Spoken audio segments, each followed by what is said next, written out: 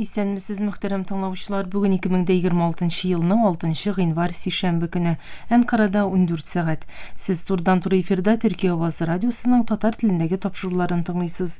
Тапшыруыбызның бүгенге чыгарылышында соңгы хәбәрләрдән соң Татарстан хәбәрләре яз программасы белән Төркия дөньяның мәдәни мирасы язмасын тәкъдим итәрбез.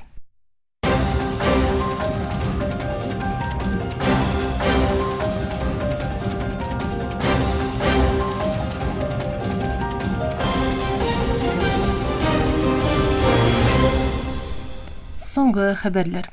Türkiye resmi zatlары İlbaşı Recep Tayyip Erdoğan bilen Amerika Kuşma Ştatları lideri Donald Trump'ның iki yaklы münasebetleri tübek hem global meselelerini karau için telefondan söyleşi ütkərüün bildirdi.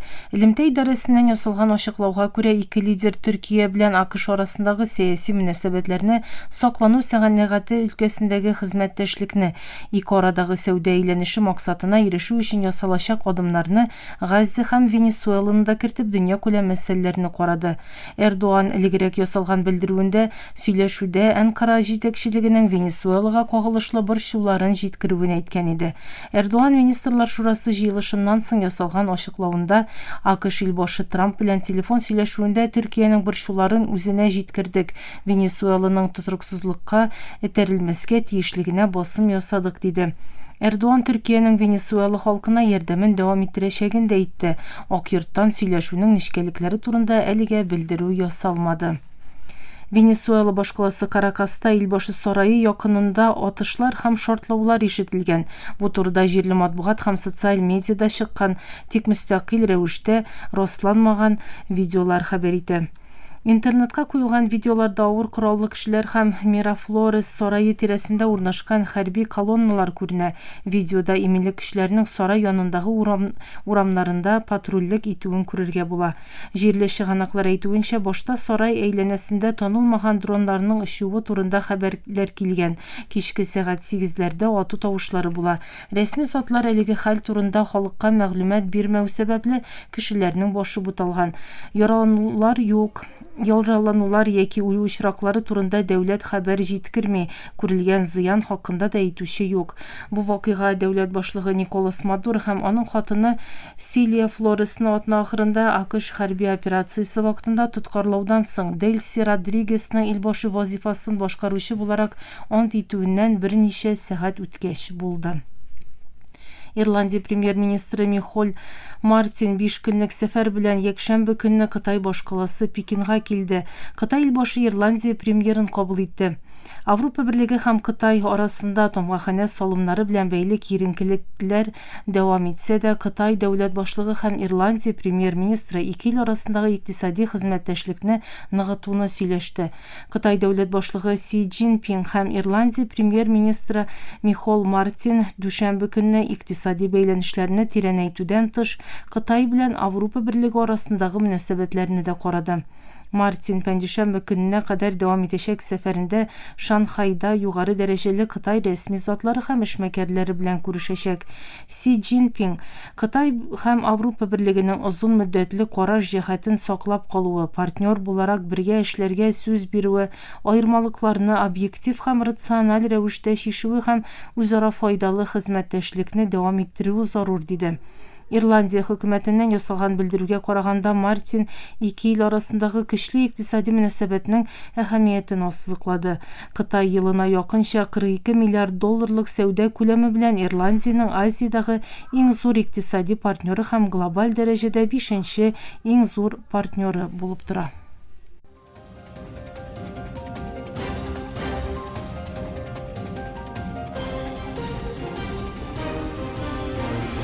Türkiye Avazı dolqunlarında соңгы хәбәрләр тыңлыйсыз. Рәсми затлар дүшәмбе көнне Пакистанның көньяк-көнбатышындагы Белуҗистан провинциясендә килеп чыккан шартлауда кимендә 1 кешенең үлүен һәм 16 кешенең яралануын белдерде. Шартлау Пангшур төбәгендә була. Төбәктәге полиция контроль үзәгендәге бер рәсми зат телефон аша ясаган ачыклавында вакыйганың Чаткан базарында тыныч халыкны максат иткән кулдан ясалган шартлаткыч аркасында килеп чыгуын әйтә. Полиция һәм куркынычсызлык көчләре төбәкне тиз арада әйләндереп алып, дәлил дәлилләр җыю өчен операция башлады.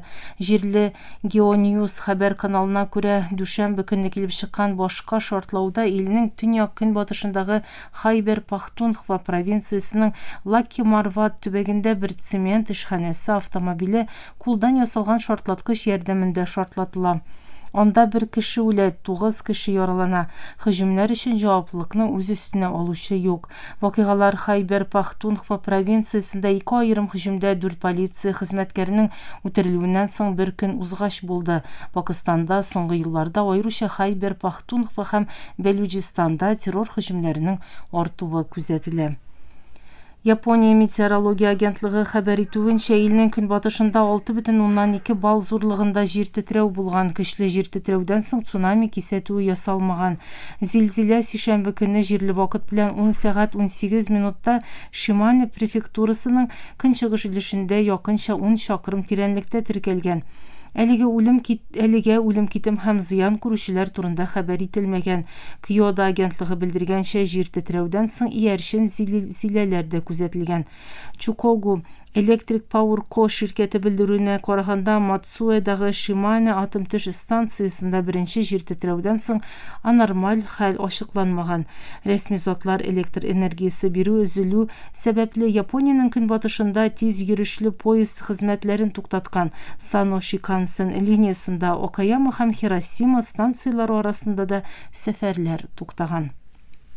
Мөхтәрәм тыңлаучылар, сез Төркия авазы радиосында соңгы хәбәрләр тыңладыгыз.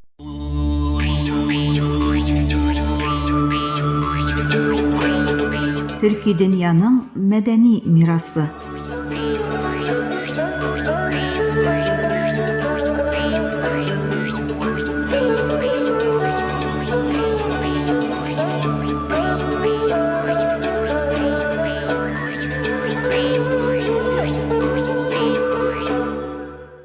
Бер тавыш бар. Ул тавыш төрле җирдән, чатыр күләгәсеннән, манара ташыннан, кәрван юлы тузаныннан ишетелә.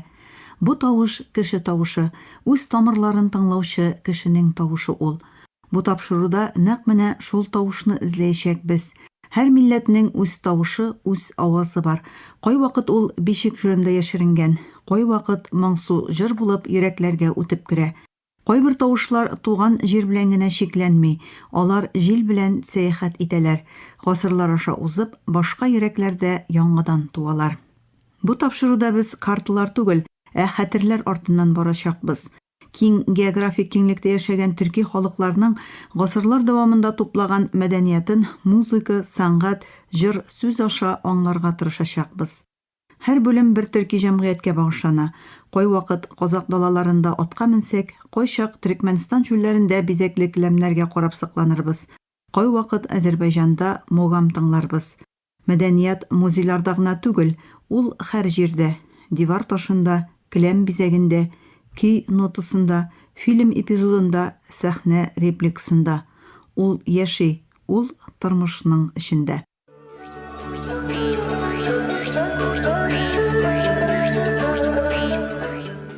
Бүгенге тапшыруда Азәрбайҗанга сәяхәт кылабыз һәм илнең традицион музыка мәдәниятының нигезен тәшкил итүче классик музыка жанры мугам турында сүз алып барабыз. Азәрбайҗанда музыка башлангач вакыт әкренәя, чөнки мугам ашыкмый. Ул җыр да, көйдә түгел. Мугам кешенең үз эчке дөньясына ясаган сәяхәте. Азәрбайҗаннарның музыкаль хәтерендә мугам сүзләрдән алда килә. Ул ноталарны белми, ләкин юлны белә. Кагыйдәләргә буйсынмаган кебек тоелса да, традицияларга тугры кала. Ул һәр башкаруда яңадан туа. Чөнки мугам башкаручының ул вакыттагы халәтен чагылдыра. Мугамда тавыш бизәкле түгел, тирән. Чөнки монда максат кылакны түгел, йөрәкне күндерү. Азәрбайҗан мугамының нигезен 3 аваз тәшкил итә: тар, каманча һәм бубен. Тарның кыллары чыгарган тавыш әйтерсеңлә даладан Кавказга кадәр сузылган юл тавышы кебек. Каманчаның тавышы кеше тавышына бик охшаган. Бубен исә ритмны гына сакламый, ул мугамның йөрәк тибеше кебек. Бу 3 аваз берләшкәч, көй генә түгел, тормыш халәте барлыкка килә. Тыңлаучы концерт каравын онытып, үзенең эчке дөньясын, эчке тавышын тыңлый башлый. Мугам күбрәк мәхәббәтне аңлата, ләкин бу мәхәббәт бик үзенчәлекле. Ул яшәүгә мәхәббәт. Мугамда аерылышу бар, ләкин бу аерылышу хушлашу газабы гына түгел, бу кеше белән вакыт арасындагы ераклык. Шуңа күрә Мугам тыңлаган кеше кайвакыт белмәгән нәрсәгә омтыла, нәрсәгә икәнен дә белмичә моңлана. Бу хәтер искә төшергән, ләкин акыл белмәгән сагыну. Ул гасырлар дәвамында сөйләм мәдәнияте аша остаздан шәкерткә тапшырылып килә.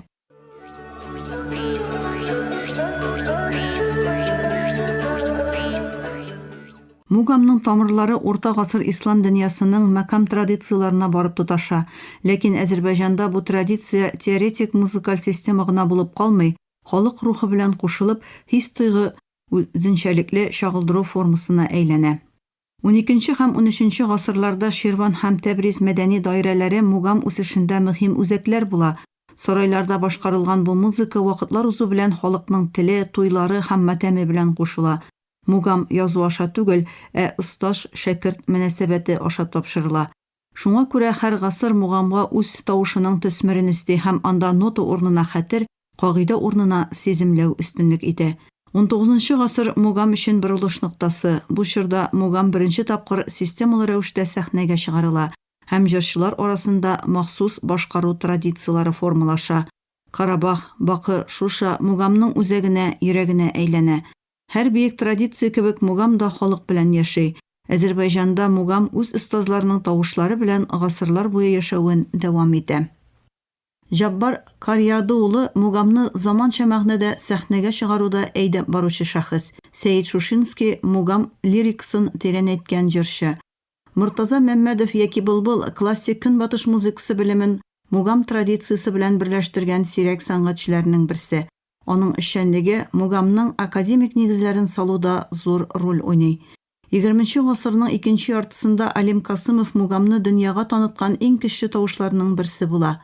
Касымовның башкаруында Мугам традициялар һәм хәзерге заман арасында кыю күпер төзи.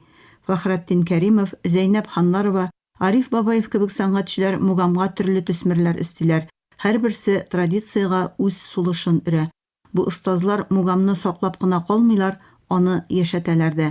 Чөнки Мугам кабатлау аша түгел, яңадан туу аша яши.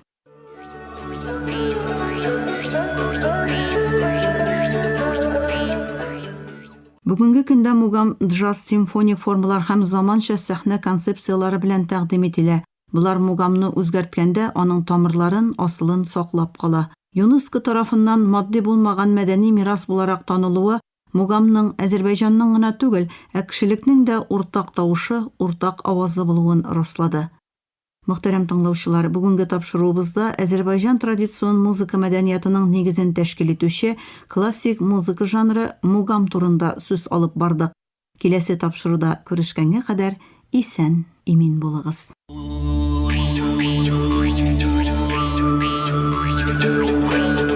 Төрки дөньяның мәдәни мирасы.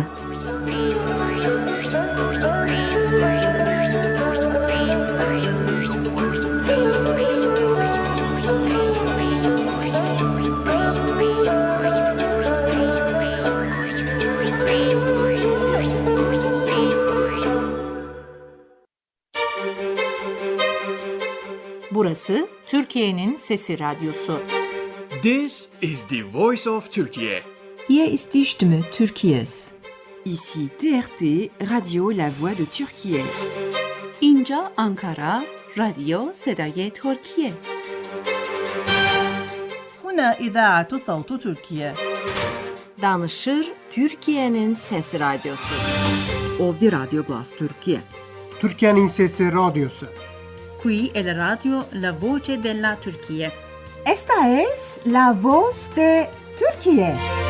Слушате емисията на български език на Радио Гласът на Türkiye. Юфлет Зări и Türkiye. 这里是土耳其之声广播电台。 اینجا انقره رادیو صدای ترکیه. دا Türkiye Radyo'da. خصوم Türkiye Zayne Radyo Gayanı. Eterçiye Radyo Sadburi Türkiye Skma. Ovada Türkiye Ünü Radyosu. Aici Radio Vocea Türkiye. Говорит голос Türkiye. Эфирда Türkiye ovası. Gepleyer Türkiye'nin Fethi Radyosu. Ye Saday Türkiye. Anlavatkanlar Türkiye Avazı Radyosu. Edo İfonitis Türkiye. Ovdi Radyo Glas Türkiye. Jeddah Radio Muria Türkiye. Ini adalah Radio Suara Turkiye.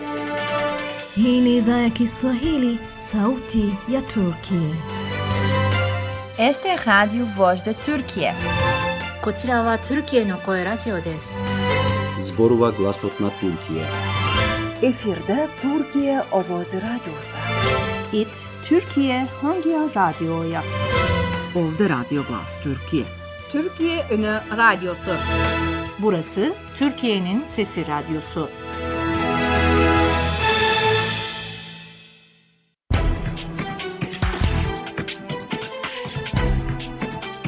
Tatarstan haberleri.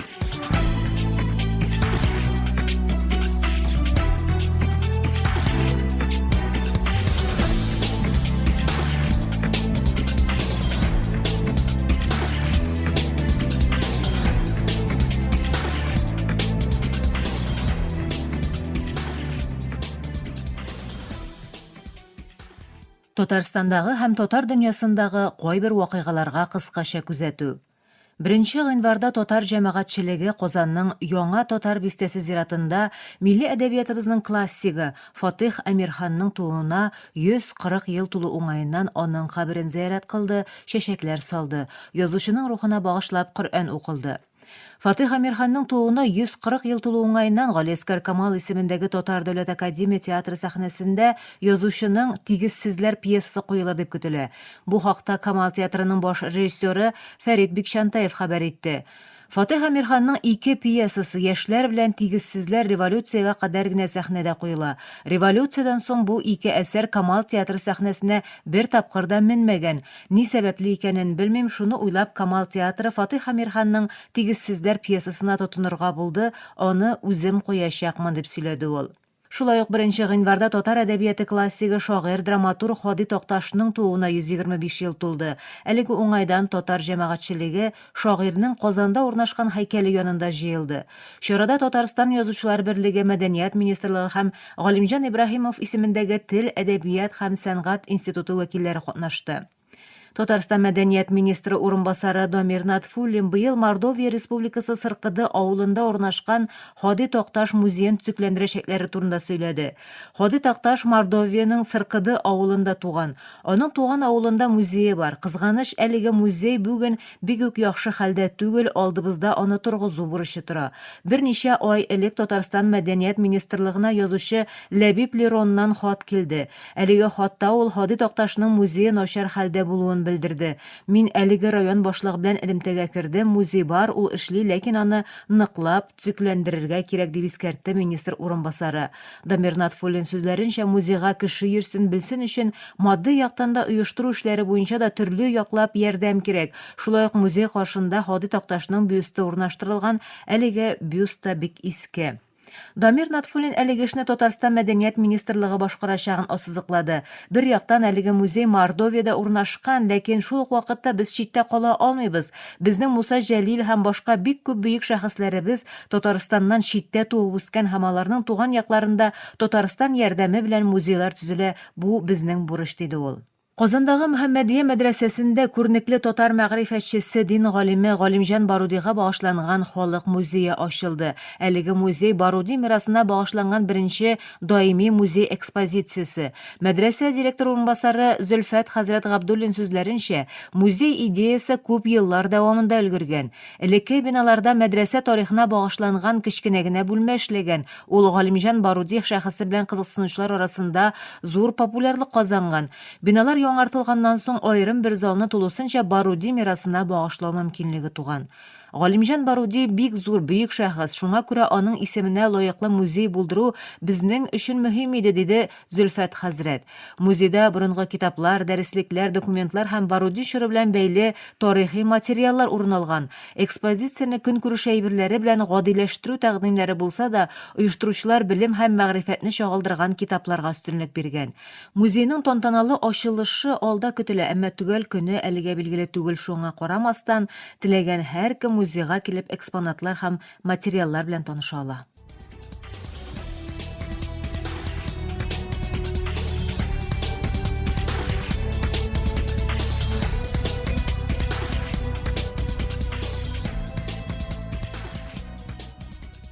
Миллиард татар сәхифәсе Топ Татар 2025 рейтингының үз версиясын тәкъдим итте. Анда төрле илләрдән 190 татар кергән. Исемлектә татар телен, тарихын һәм милли үзаңны саклау һәм үстерүгә зур өлеш керткән фән, мәдәният, мәгариф, бизнес һәм җәмәгать эшлеклеләре урын алган.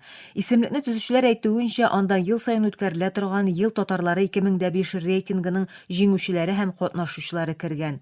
Рейтингка керүчеләр Ильяс Камал углы, Төркиядәге Мармара университеты тарих кафедрасы профессоры, төрки халыклар һәм Көнчыгыш Европа тарихын өйрәнүче, Радик Абдрахманов, эшмәкәр һәм меценат, Туган авылым милли комплексын гамәлгә куючы, Даниил Абдуллин, Чиләбе татар автономиясе активисты, татар тарихы турында подкаст проект авторы, Ринат Абузаров, Пенза өлкәсе татар милли мәдәни автономиясе башкарма комитеты президиумы агзасы, билгеле меценат, Резда Әһлиуллова, дизайнер, милли татар бизәнү әйберләре брендларына нигез салучы.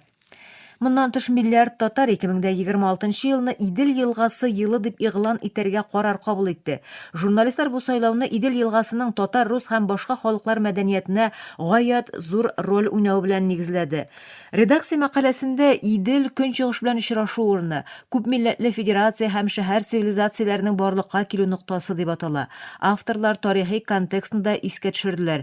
2024 елда мәшһүр иң борынгы татар җыры Итил суы ака турырга 1050 ел тулды. Аның тексты Мәхмүд әл-Кашгари сүзлегендә теркәлгән. Миллиард татар республика башкаласының идентификациясе проблемасына игътибар итте. Зур су белән тыгыз географик бәйләнештә булуга карамастан, бу тема күләгәдә кала һәм Казан идентикасында чагылыш тапмый диярлек. Журналистлар үзләрен Идел белән уңышлы ассоциацияләгән Самара күршеләрен мисалга китерде. Шулай ук бөек елга символы төшерелгән яңа 1000 сумлык купюраны телгә алдылар. Проблеманың актуальлыгы республика җитәкчелеге позициясе белән раслана. Татарстан рәисе Рөстәм Миңнеханов берничә тапкыр елга потенциалына игътибар җитмәвен күрсәтте. Декабрь аенда ул регион әлегә елга мөмкинлекләрен начар файдалана, төньяк-көньяк транзит транспорт коридорларын үстерү кирәклегенә басым ясады. Мөхтәрәм тыңлаучылар, тапшыруны әзерләгәндә Интертат электрон газеты, Татар информ мәгълүмат агентлыгы, Татарстан рәисенең порталы һәм башка рәсми чыганаклардан файдаланылды.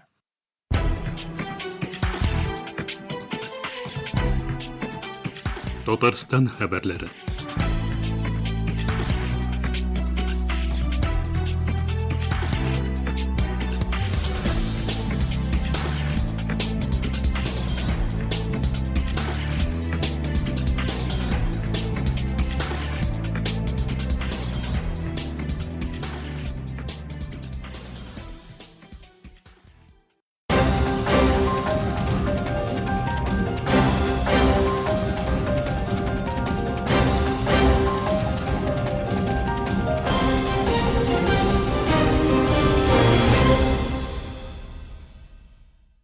Мөхтәрәм тыңлаучылар, Төркия авазы радиосының татар телендәге тапшырулары шушының белән ахырына якынлашты. Тапшыруларыбызны Ярчан, интернет һәм кесә телефоннарының TRT Динне кушымтасы аша тыңлыйларсыз. Безнең программа һәр көн Төркия һәм Казан вакыты белән көндезге сәгать 2дә 19 метрлы кыска толкынның 15360 килогерц эшлегендә.